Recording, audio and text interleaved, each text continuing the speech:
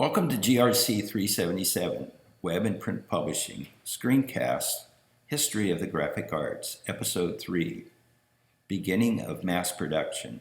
We'll look at the period 15 to 1800, in which commercial production of ink and paper combined with the printing from movable type, also known as relief printing, became a mainstay for communication. We'll also look at a new method of printing that would become the most used today.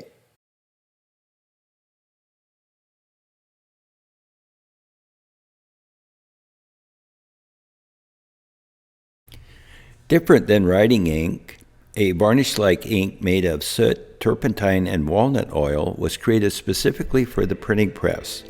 Once the task of a printer to make their own printing ink, the demand for more printing ushered in a need to produce qualities and quantities of ink as printing grew.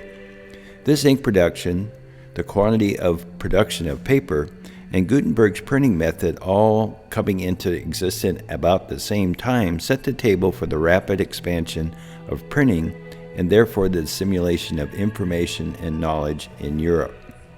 Printing remained pretty much the same until a new method was developed, lithography. It didn't supplant relief printing from a raised surface like Gutenberg's movable type, but rather offered a different means for printing that provided a different look to the printed piece and allowed for more options. Alois Seelenfelder was an Austrian actor and playwright who invented the printing method of lithography in 1796. This was an outcome of problems he had with his play Mathilde von Aldenstein, which caused him to fall into debt and unable to afford to publish a new play he had just written.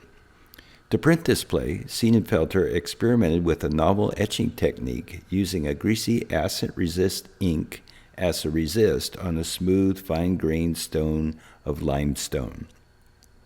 He then discovered that this could be extended to allow printing from the flat surface of the stone, which had an image created by drawing on it with a grease pencil. With water applied to the surface of the stone, which was repelled by the oily image, but was attracted to ink, which was applied by the use of a roller. Placed in a press that applied pressure, the ink transferred to the paper, printing the image.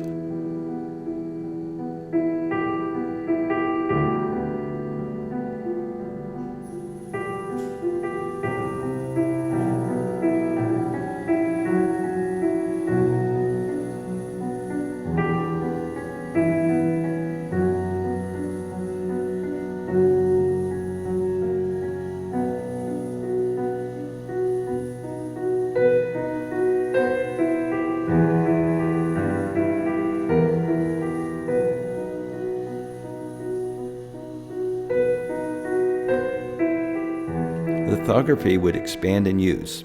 In the 19th century, color lithography created a communication revolution and brought art, literature, and music to the masses.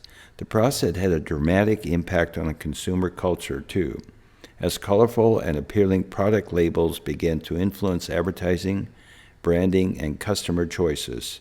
Everything from cigar boxes to children's games suddenly exploded with color. The modernized lithography method we know today is the most used method of printing, overtaking relief printing in popularity in the mid-1950s.